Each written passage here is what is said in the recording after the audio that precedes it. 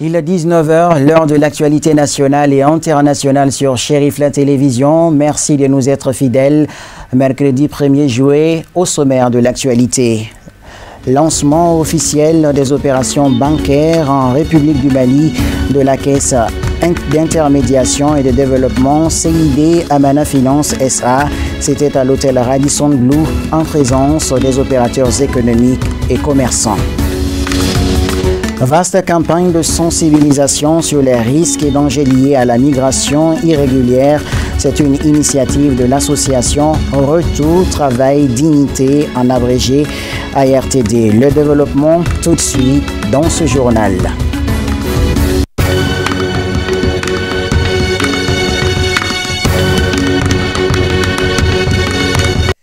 Encore une fois de plus, merci pour votre constante fidélité à Chérif la télévision.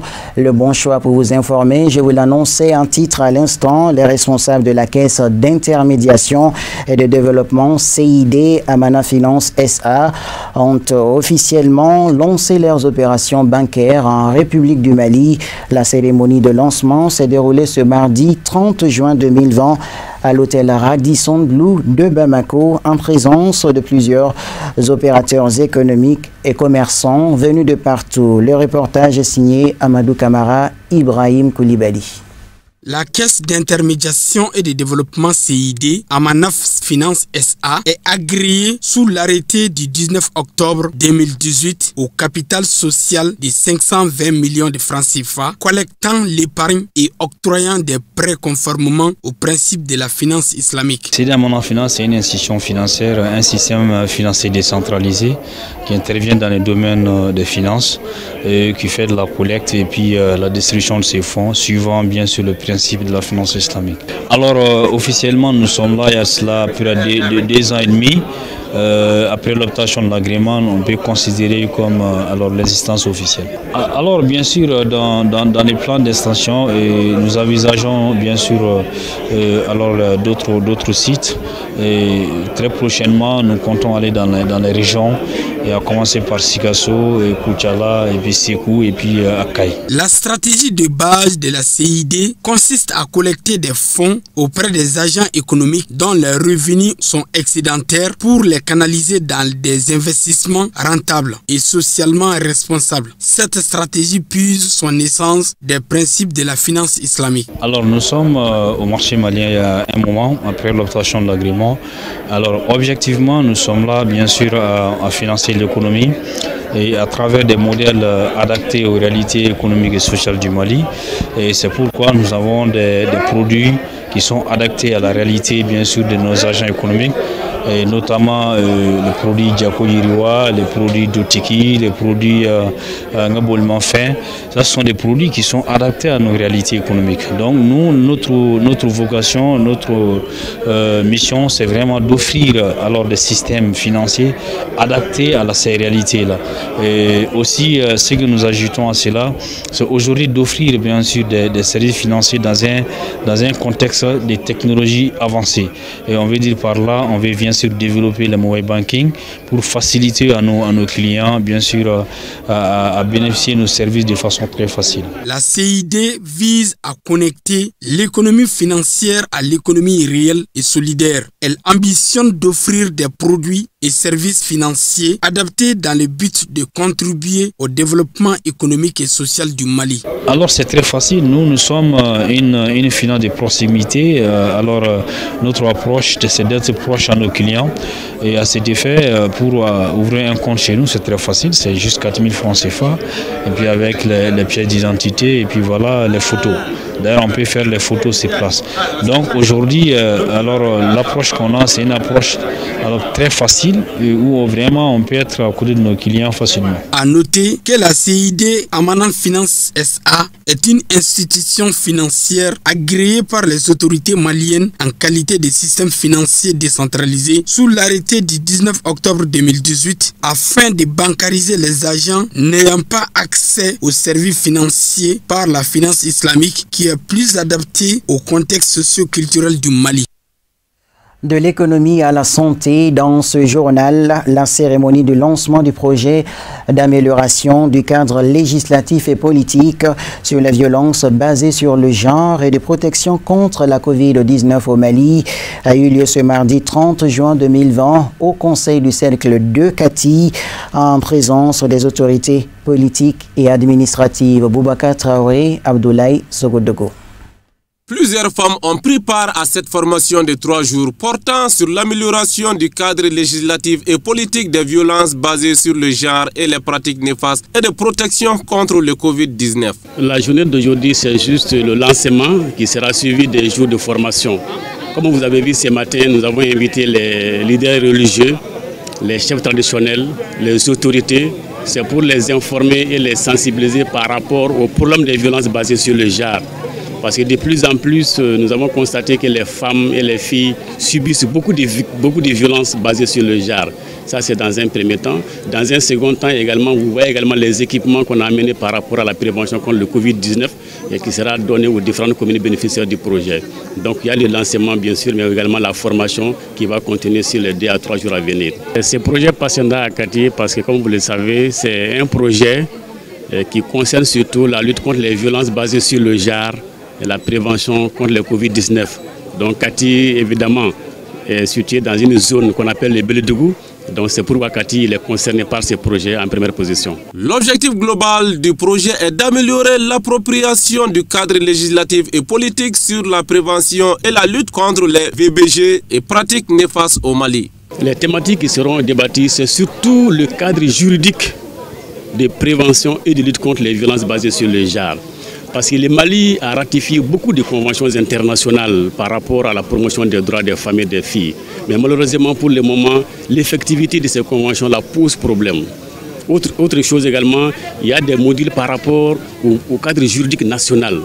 Il y a beaucoup de lois qui sont en vigueur au Mali par rapport à la lutte contre les violences basées sur le genre. Malheureusement, ces lois n'ont pas été suffisamment expliquées. C'est pourquoi de plus en plus, il y a des difficultés par rapport à leur protection. Il y a également des modules par rapport à la prévention contre le Covid-19. Donc voilà, entre autres modules qu'on va dispenser durant ces jours de formation. L'adjoint du préfet du Cercle de Kati, présent à la cérémonie, rassure quant à l'accompagnement de l'État à ces projets. Nous pensons que c'est une bonne chose parce que ce matin, nous venons de voir qu'il y a des partenaires chez nous qui se préoccupent des conditions de vie des femmes et des enfants. Nous réjouissons, et ce n'est pas leur première fois là, pour vous dire que l'ONG Patienda est toujours là dans notre communauté pour accompagner nos populations, pour le bien-être de nos populations. Donc c'est dans ce cadre-là que chaque fois qu'ils nous appellent, on est là, parce qu'aujourd'hui l'administration est au service du développement. Chaque fois que l'ONG nous font appel, on vient couvrir l'événement pour donner un éclat particulier à leur action.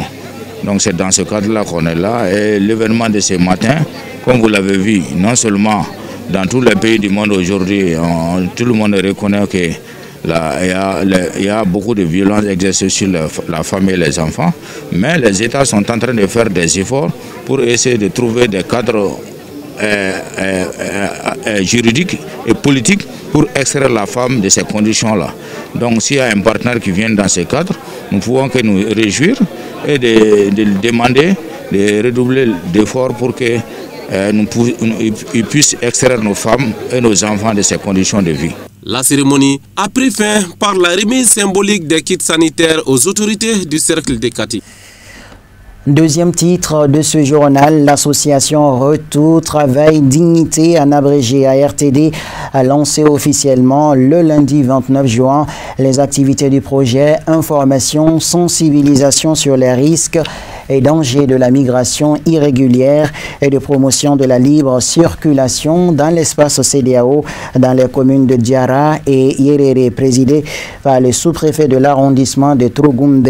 La cérémonie a enregistré la présence d'une délégation du ministère des Maliens de l'extérieur, des autorités communales et une forte mobilisation des habitants des 2 communes bénéficiaires de ce projet financé par la coopération espagnole à travers l'Union européenne et le gouvernement du Mali. Nos envoyés spéciaux, Samaïra Sanogo, nous connaissons.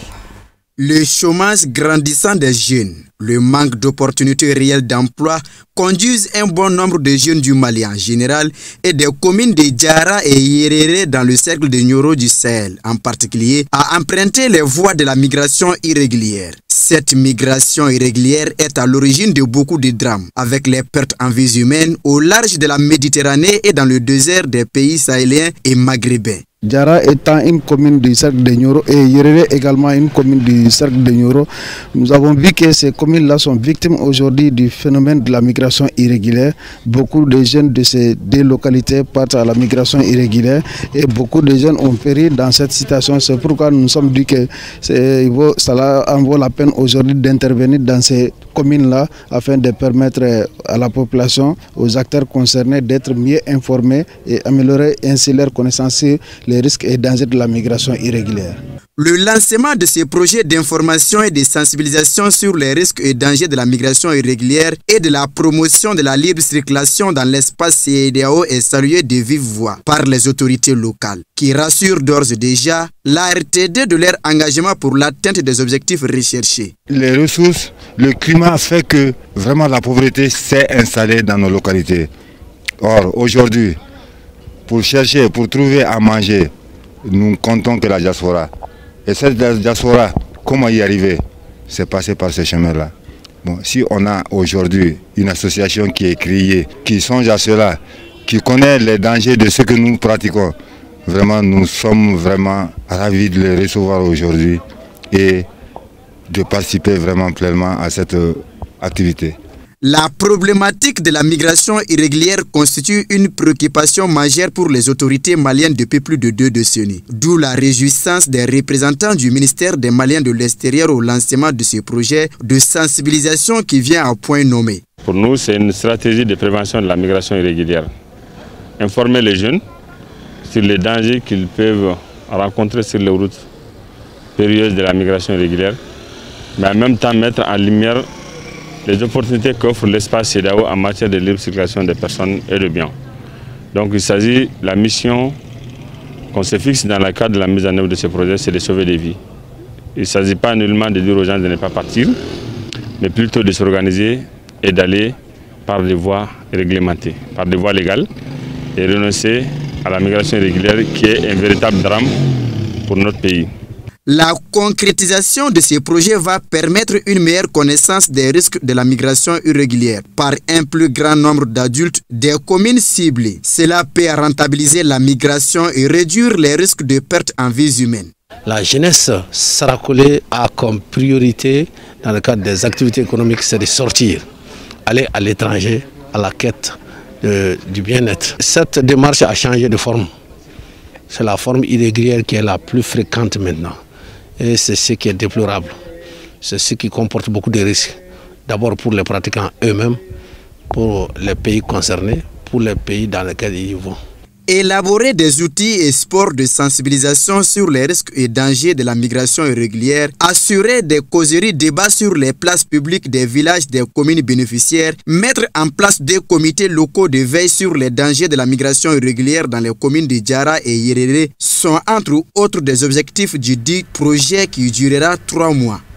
L'actualité nationale sur un autre plan, parlons cette fois-ci culture. Dans ce journal, seuls les fidèles musulmans qui sont sur le territoire saoudien sont habilités à faire le Hajj cette année en raison de la pandémie de Covid-19. Cela a véritablement impacté sur les ressources financières de la maison du Hajj ainsi que celles des agences de voyage sur place. Notre équipe de reportage a fait un constat sur le sujet. Boubacar Traoré, Abdoulaye Sogodogo. Le Hajj est l'un des 5 piliers de l'islam. Il est recommandé à tous les musulmans qui ont les moyens d'effectuer le pèlerinage une fois dans sa vie. Cette année a été une exception pour les fidèles musulmans du monde à cause de la pandémie du Covid-19. Pour la circonstance, la filière gouvernementale a eu d'énormes préjudices financiers. Le Hajj cette année, vraiment, c'est des manques à gagner pour nous ici à la maison des Hajj et pour nos partenaires aussi de la filière privée, des agences de voyage. C'est un manque à gagner. Imaginez que nous, nos ressources ici à la maison des Hajj à hauteur de 95% ce sont les cotisations des agences de voyage et qu'ils ne sont pas en mesure de payer ça. C'est vraiment des manques à gagner pour nous. Ça, c'est énorme. C'est une situation chaotique pour nous. Ça, c'est ce qui concerne la maison des Hajj. Et encore pour les agences de voyage aussi, c'est la même chose. Il y a des manques à gagner parce que c'est leur activité principale. Voilà, s'il n'y a pas Hajj cette année, cela veut dire que tout sera maintenant l'année prochaine et qu'il y a vraiment un manque à gagner au hauteur des milliards parce que c'est leur activité principale, comme je le dis. Mais ce que j'aimerais aussi ajouter à tout ça là, si dorénavant il y a un candidat qui veut quand même se retirer, voilà, qui veut être remboursé, il n'y a pas de problème là-dessus. Il n'y a vraiment pas de problème là-dessus. Mais quand même, comme le travail va continuer, les mêmes quotas qui est là, moi, quand même, je ne vois pas quand même l'intérêt de se retirer parce que tu risques de ne pas avoir partir au pèlerinage prochain. Tu vas attendre 2022. Donc voilà un peu ce que je peux ajouter sur ça, de mettre ça en tête. Sinon, il n'y a aucun problème. Si un problème veut vraiment être remboursé, il n'y a aucun problème là-dessus. Il peut être en possession de ses sous à tout moment. Les agences de voyage aussi ont été frappées financièrement par cette situation.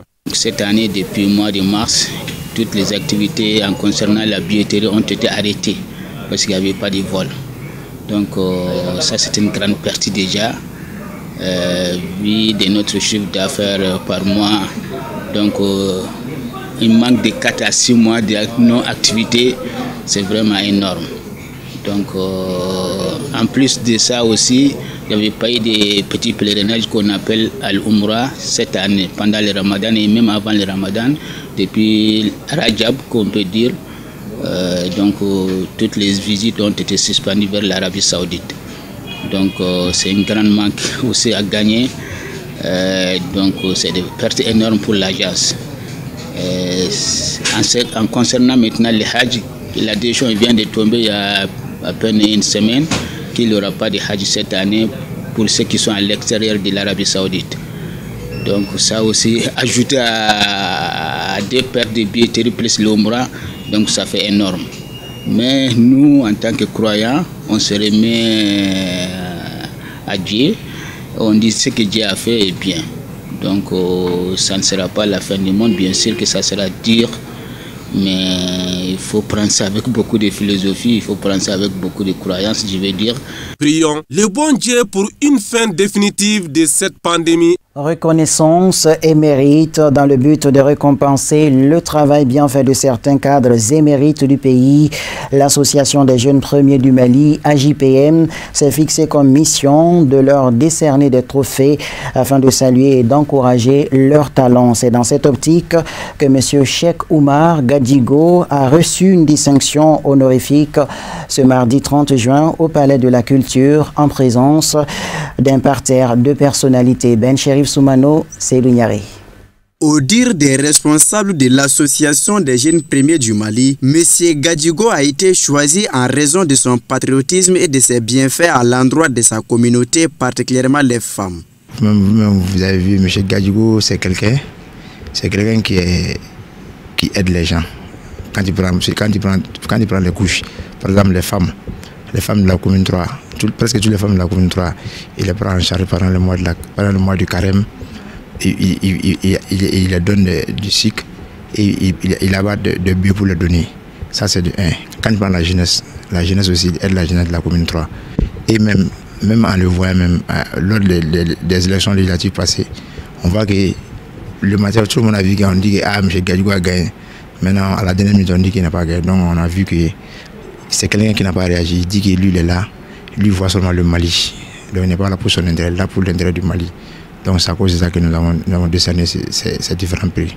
La cérémonie se déroule dans notre commune au nom de l'association l'AJPM qui nous a sollicité de venir témoigner la nomination ou bien les mérites de donner un trophée à M. Cheikh Oumar Gadjigo.